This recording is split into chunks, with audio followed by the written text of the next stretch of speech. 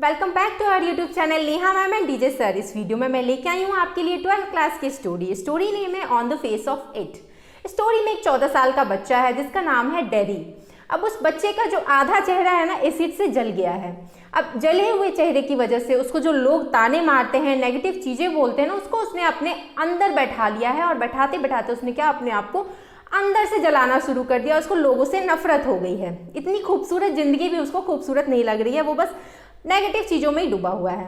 अब इसको इस कहानी में एक मिलेंगे मिस्टर लैम, जो इसे ज़िंदगी का मतलब सिखाएंगे, जीना सिखा देंगे। तो हम पूरी स्टोरी जो है अब स्टार्ट कर लेते हैं, पूरी स्टोरी समझ लेते हैं। सबसे पहले आपके स्टोरी से रिलेटेड एक गाना हो जाए।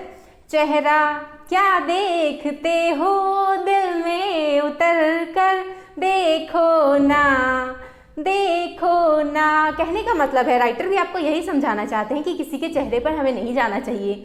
हमें ऐसे ही फालतू में किसी को नेगेटिव चीज़ें उसके चेहरे से जज करके नहीं बोल देना चाहिए, बल्कि इंसान की अंदर की खूबसूरती को भी देखना चाहिए कि इंसान अंदर से कितना खूबसूरत है। क्योंकि जीवन का लक्ष्य यही नहीं है। इसमें एक ब्यूटी एंड बीस्ट की भी बात हुई है, जिसमें कि एक राजकुमारी थी।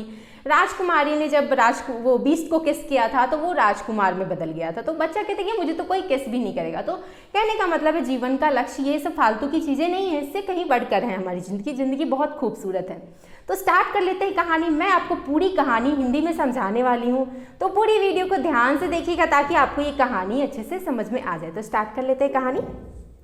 तो जैसा कि एक बच्चा है छोटा सा जो 14 साल का है, जिसका नाम डेरी है।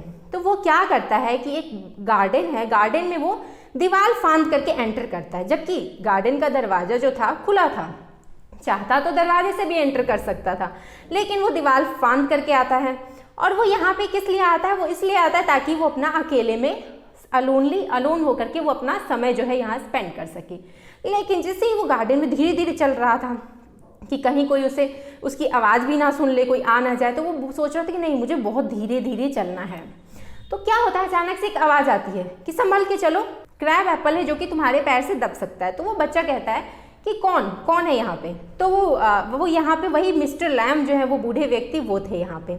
तो वो सामने बोलते हैं कि मैं मिस्टर लैम हूँ, तो मैं टोक रहा हूँ क्योंकि आगे क्रैब एप्पल जो होते हैं ना, वो खट्टे होते हैं, ऑरेंज और गोल्डन कलर के होते हैं दिखने में, और वो खट्टे होते हैं। इनके जेली बनाए जाते हैं या फिर कैंडीज़ वगैरह, टॉफ़ीज़ वगैरह बनाए जाते हैं।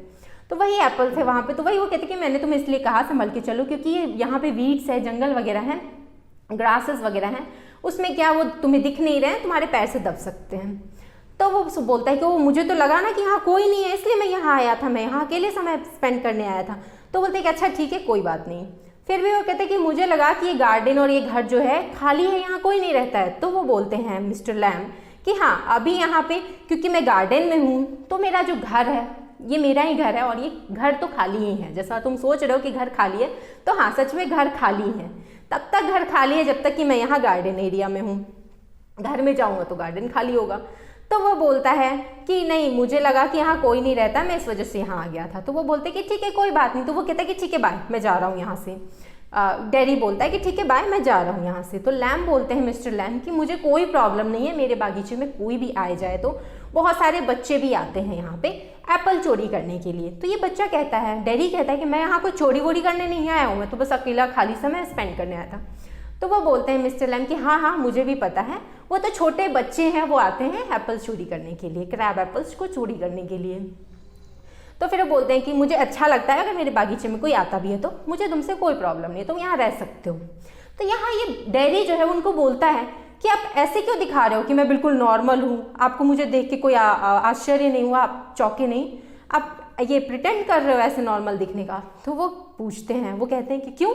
तो बोलते हैं कि मुझे पता है। डेरी बोलता है कि मुझे पता है लोग मुझे देखकर क्या सोचते हैं, कैसी कैसी अजीब अजीब सी शक्लें बनाते हैं। तो यहाँ पे मिस्टर लैम पूछते हैं कि क्यों, कैसी शक्लें बनाते हैं? तो वो बोलता है कि वो लोग अजीब सी शक्ल बनाते। तो फिर ये कहता है डेरी कि वो लोग मुझे देख करके ऐसा भी सोचते हैं कि कितना बदसूरत है, ऐसा बदसूरत इंसान तो मैंने ज़िंदगी में कभी नहीं देखा। वो लोग मुझे देख के अजीब सी शक्लें बनाते हैं, मन में ऐसा सोचते हैं। तो मैं तो लोगों को बहुत अच्छे से पहचानता हूँ कि लोग मेरे लिए सिर्फ गलत चीज़ें सोचते हैं। तो यहाँ पे जो आपके जो मिस्टर लैम है, वो यहाँ पे जो सोचते हैं मन में कि इसके अंदर कितनी नेगेटिविटी भरी हुई है, मैंने तो इसके लिए ऐसा कुछ सोचा भी नहीं, बट ये सोच रहा है कि मैं भी ऐसा ही सोच रहा हूँ।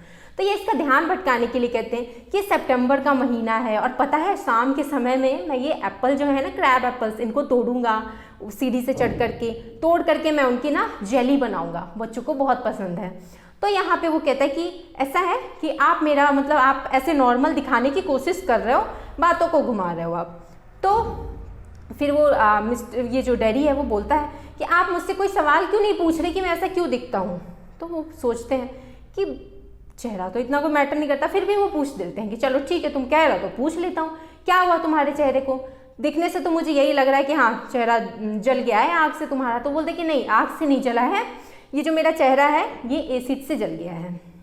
तो वो नॉर्मल सा लेते हैं कि ठीक है जल गया तो जल गया, क्या हो गया, चेहरा जला है, चेहरा ही ना जला है। तो वो कहते हैं कि आपको मेरी बातों में इंटरेस्ट नहीं है, आप इंटरेस्ट नहीं ले रहे हो मेरी बातों में। तो ये कहते हैं कि मुझे, मिस्टर लैम कहते हैं कि मुझे प्रकृति की बनाई हुई हर चीज़ में इंटरेस्ट है, मुझे प्रकृति की बनाई हुई हर चीज़ खूबसूरत लगती है, अच्छी लगती है। जो कि इसका फिर इससे पूछते हैं कि देखो उधर क्या है। तो वहाँ पे क्या था ना, वीड्स थे। वीड्स होते हैं जो अनवांटेड प्लांट्स होते हैं, जो जिसमें ना तो फल लगते हैं ना फूल लगते हैं, वो वैसे ही मतलब सिर्फ जंगल झाड़ की तरह ही रहते हैं, ठीक है। तो यहाँ पे मिस्टर लैम ने वो भी लगा रखे, तो वो दिखाते हैं कि देखो वो क्या है। तो वो बोलता है क्या है, फालतू की चीज़ है, जंगल झाड़ है और क्या है, कचरा है।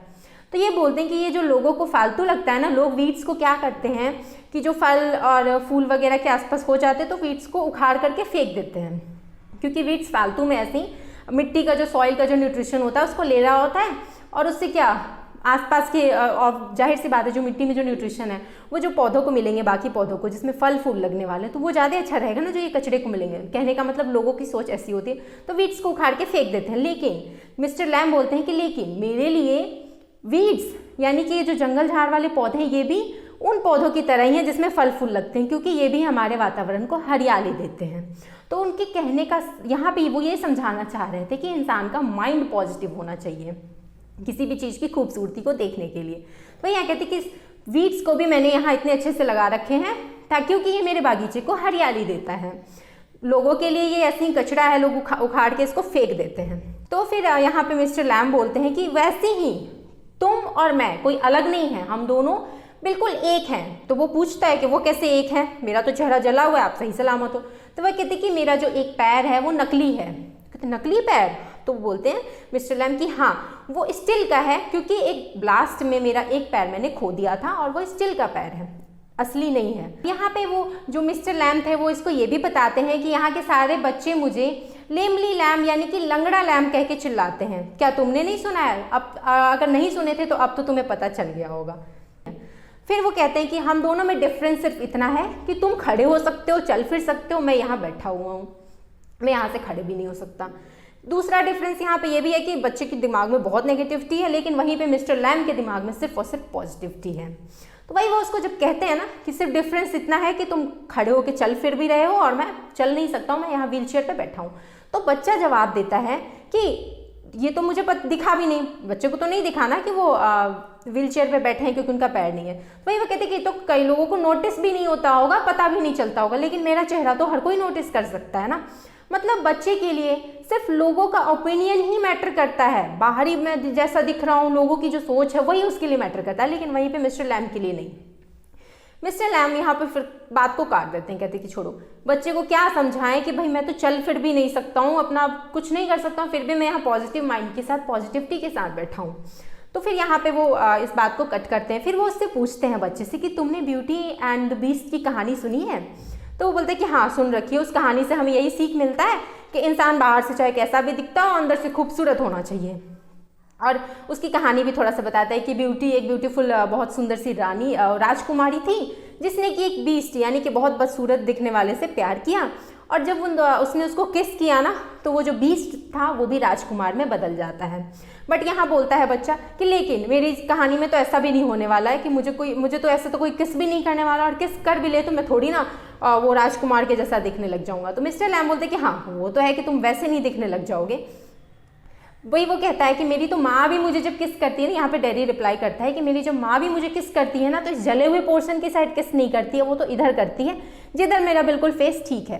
तो यहाँ पे उनके जो मिस्टर लैम है वो समझाते हैं कि ये भी तो हो सकता है ना कि तुम्हारी माँ प्यार से तुम्हें इस तरफ किस करती है ताकि तुम्हें बिल्कुल नॉर्मल दिखा सके कि तुम नॉर्मल हो, बट तुमने इस चीज़ को भी नेगेटिव लिया कि तुम्हारी माँ भी तुम्हें प्यार नहीं करती है, इस चेहरे से नफरत करती है, क्योंकि बच्चा कहता है कि मेरी माँ मेरे इस जले हुए चेहरे से नफरत करती है, वो इधर साइड किस करती है।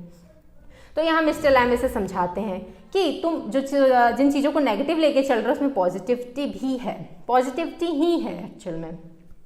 यहाँ से आगे इस स्टोरी को समझने के लिए आपको इसका पार्ट 2 वीडियो देखना होगा, उसका लिंक मैंने नीचे डाल रखा है, लिंक पर क्लिक करके आप पार्ट 2 वीडियो भी जरूर देखें। अगर आपको कहानी अभी तक समझ में आई है तो वीडियो को लाइक करना ना भूलें और अपने फ्रेंड्स में वीडियो को जरूर शेयर करें और पार्ट 2 वीडियो जरूर देखें। Thanks for watching and happy learning.